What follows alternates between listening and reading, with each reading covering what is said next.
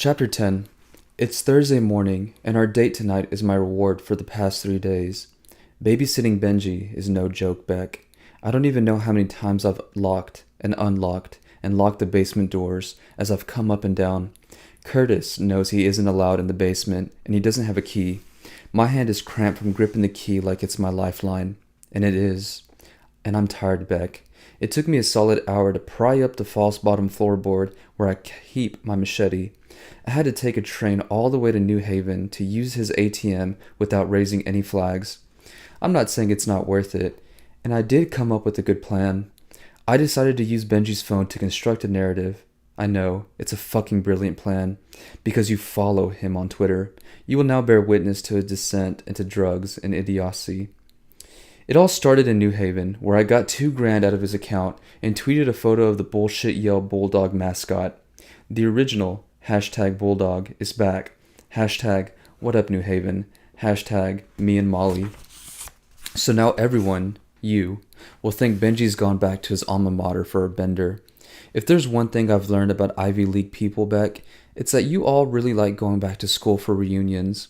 This is a good plan, and I can't let his fancy boy belly yachting get to me. It's like you know I'm at my wit's end, and you text me, "Hey you, up early, no idea why. So what are we doing tonight?" Smiley face. Benji barks, "Is that Beck, Joe? Joe, if that's what you want, she's all yours." We've been through this. About an hour after he came to, the fucker recognized me from the cab. So now he thinks he's figured me out. He thinks I'm obsessed with you. He thinks I trapped him in here because of you. The truth is so much more complicated, and self-satisfied chirpers like him don't know that it's always wiser to be quiet and lock up. He laid his cards out, and he talks about you like you're his. But you're not a beat-up BMW. You're not his to give away. I bark, "Do your test." "Joe," he says, which is dumb because every time he says my name, I'm reminded of the fact that he knows my name, an obvious complication going forward. I compose myself, and I write to you. "Morning, sleepyhead. Hope you had sweet dreams. See you at 8:30 on the steps at Union Square. When it gets dark, we'll go somewhere else." I hit send, and I can't wait to see you, and I pick up the list of Benji's 5 favorite books because we've got work to do.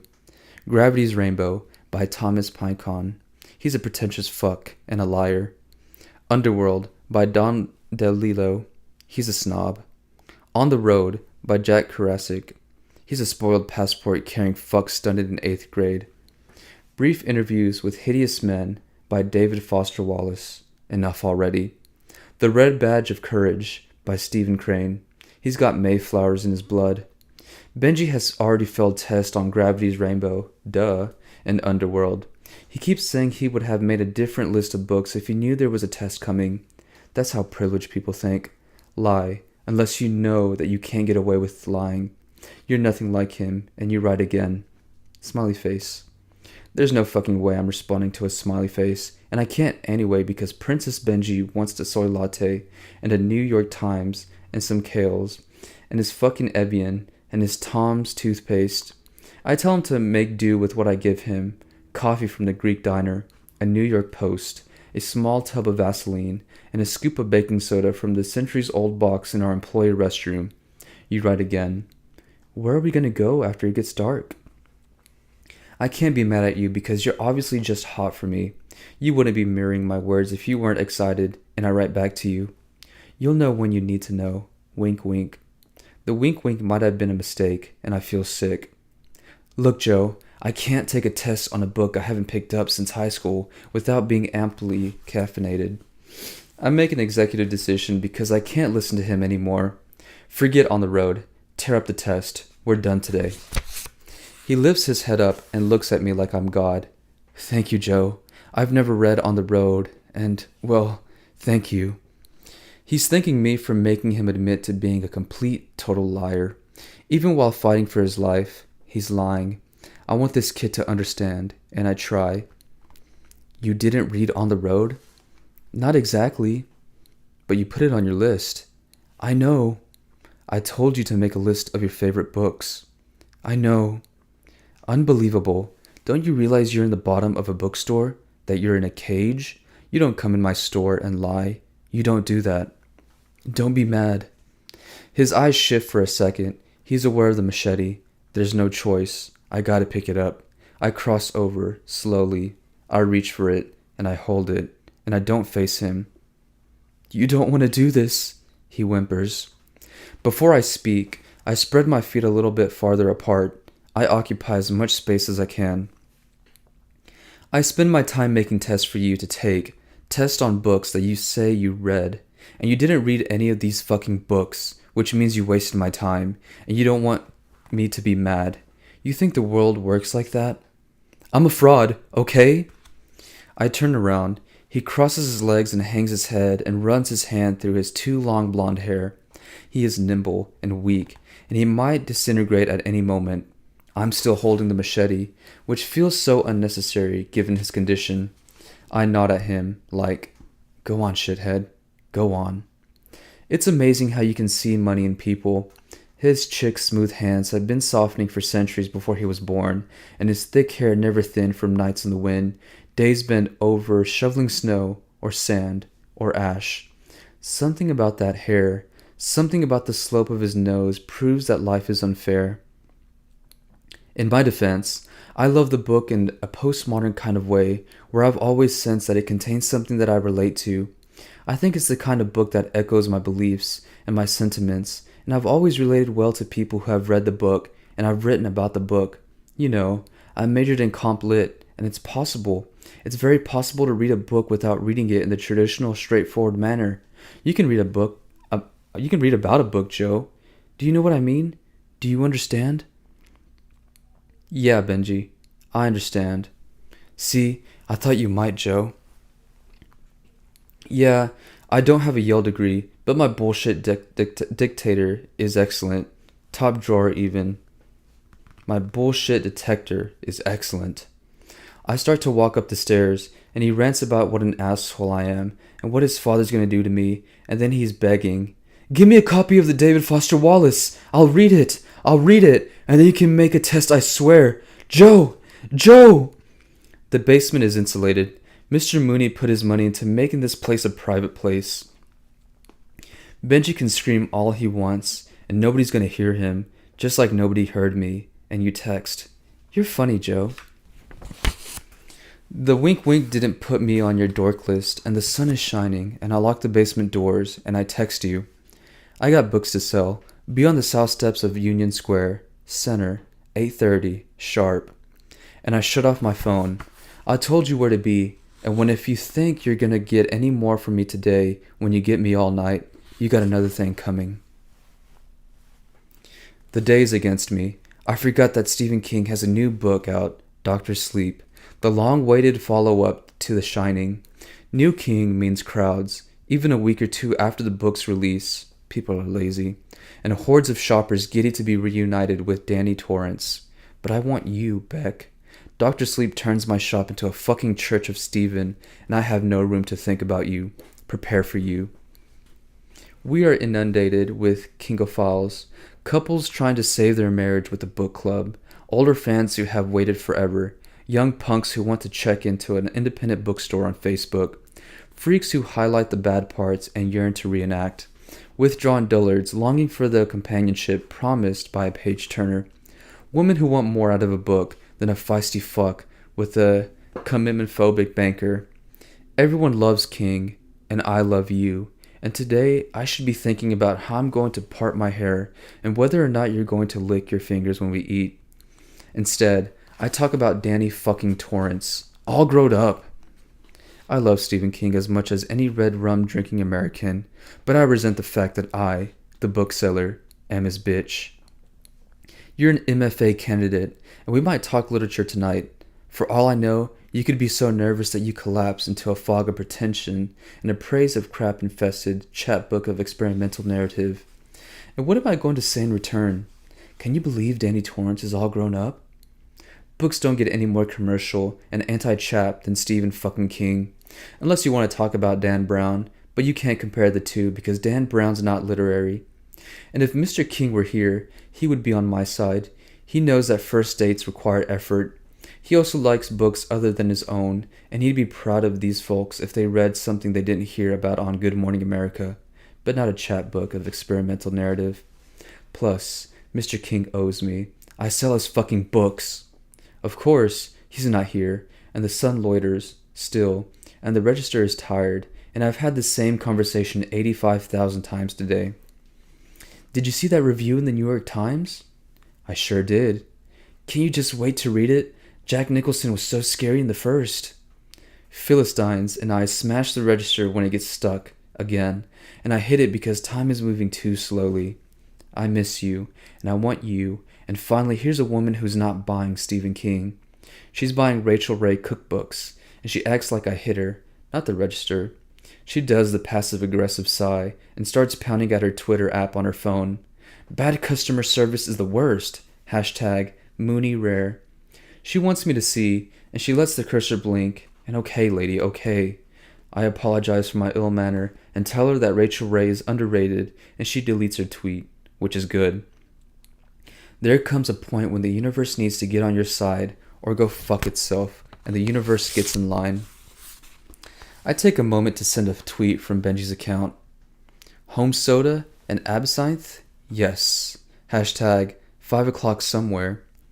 The next asshole is rummaging through his wallet for his credit card to buy his Stephen King so he can, fingers crossed, read about a sicko doing sick things because he's too much of a pussy to do all the sick things he wants to do. Things he's probably wanted to do since he was a kid. That's the problem with this never-ending centipede of lemmings, Beck.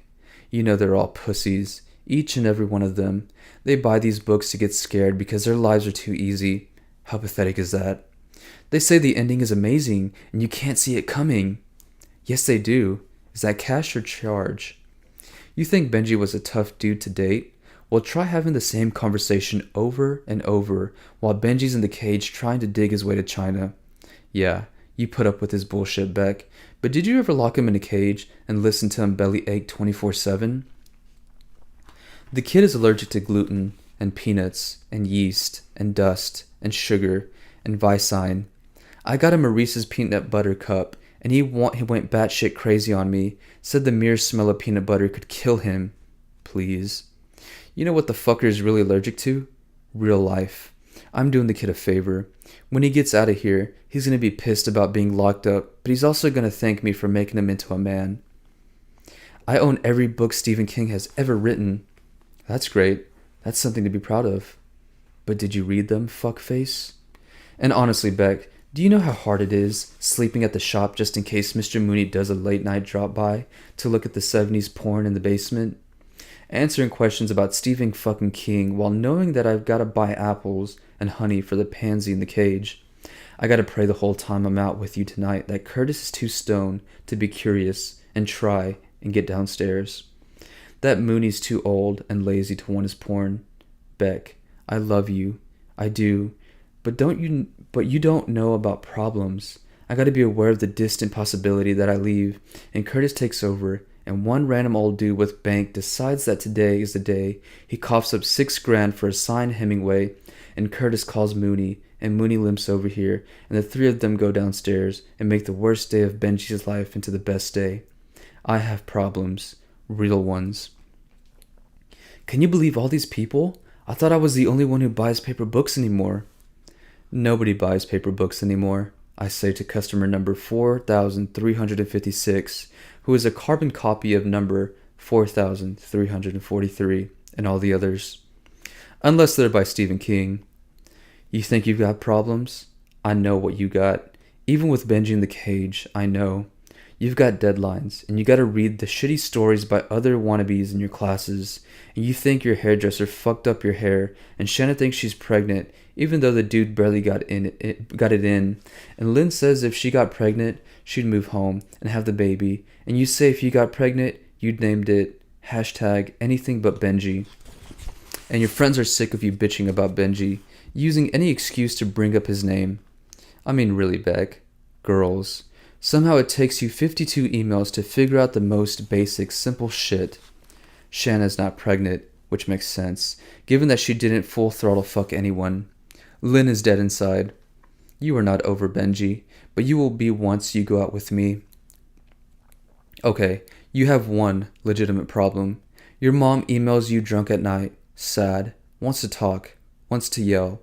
But Beck, if you knew what I put up with for you, you wouldn't spend so much time moaning about your problems, and you'd read the stories you gotta read for grad school, and cuddle up with your green pillow and thank God that you don't have a 160-pound princess locked in your basement, asking if the chicken in a fucking sandwich is free range.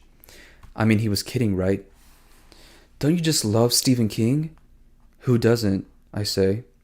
He's not stupid, I'll give him that. He read my face, and he didn't like it, but he ate the chicken sandwich. And you know what? He didn't puke after.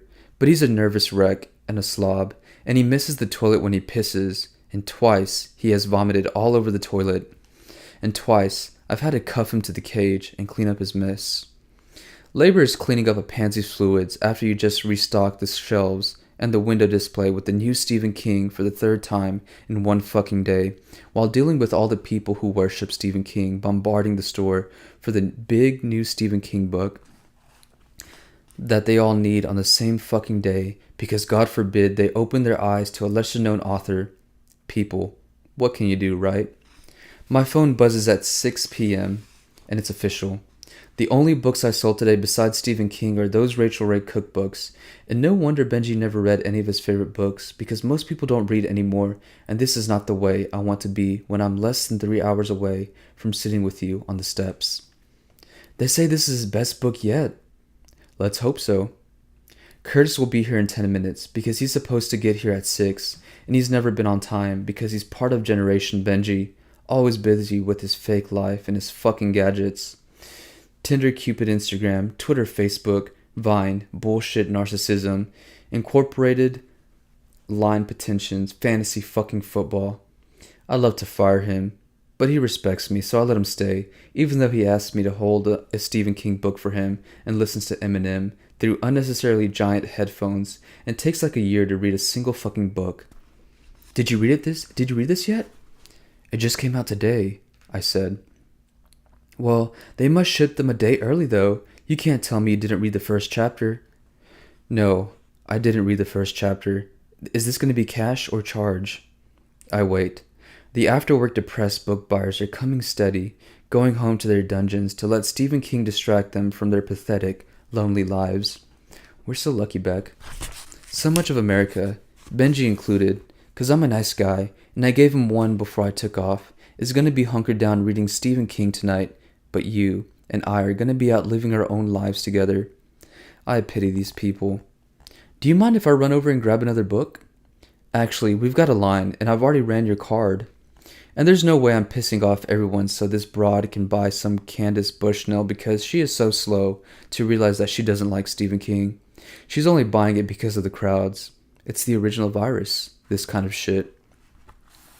6:06 now, and I know what you're doing. You're smearing on eyeliner to get that Olsen twin eye you think you need to look hot, which you don't. You're blasting your Bowie, rare and well done. The music you play before you go on a date. Music that makes you feel cool.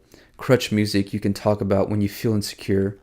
And you're deciding which little tank top best accompanies which little bra, and eventually all of it gets to you, and you're on your green pillow, because the only way to get bed head is to get in the bed and fuck yourself. It's true what they say about you chicks being dirtier than us dudes. You are. I'm still keeping up with your emails as I wait for credit cards to run, and you girls email each other about your bodily events. It's also un-Victorian. You are a Bowie girl, futuristic in your clinical control of your skin and your eyelashes you get sewn on in Chinatown. So crass that you tell your friends you're gonna rub one out before our date. Rub one out.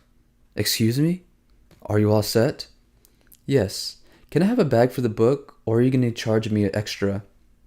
6:08, and the next dude in line is buying the new King and The Shining just to be bold. He calls The Shining a prequel, and I want to cut his face.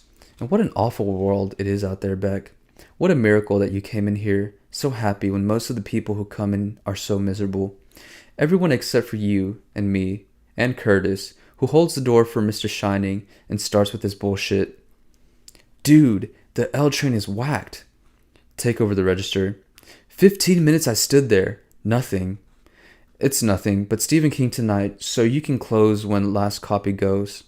Cool, but like, I just really need the hours. 6:11. The punk wants hours, and it's a waste of my time, and I gotta get hot for you, and clean for you, and close my paper cuts, and brush my teeth with my new Tom's Natural toothpaste. Thanks, Benji. And I clench my jaw, but Curtis is dense, and not good at reading faces, because of the way his head is shoved in his phone most of the time. Just close up after the king is done. Yeah, this city can blow me if it can't even get a train to run on time, you know, brother? Just try and text if you're gonna be late next time. You look beat, son. Go on. I got this. The little beastie boy motherfucker was late, and I'm his boss, and he is calling me son, and the last thing in the world I need is this little shit telling me I look tired. You got a line, Curtis, I say, and when I walk outside, away from the basement, away from the books, I smile at nothing, at the idea of you, like me, preparing. You're probably on your green pillow because it's almost time, and for the first time in a long time, I head home with drippy Simon and Garfunkel in my head because it's not Stephen King book day anymore, Beck. This night is ours.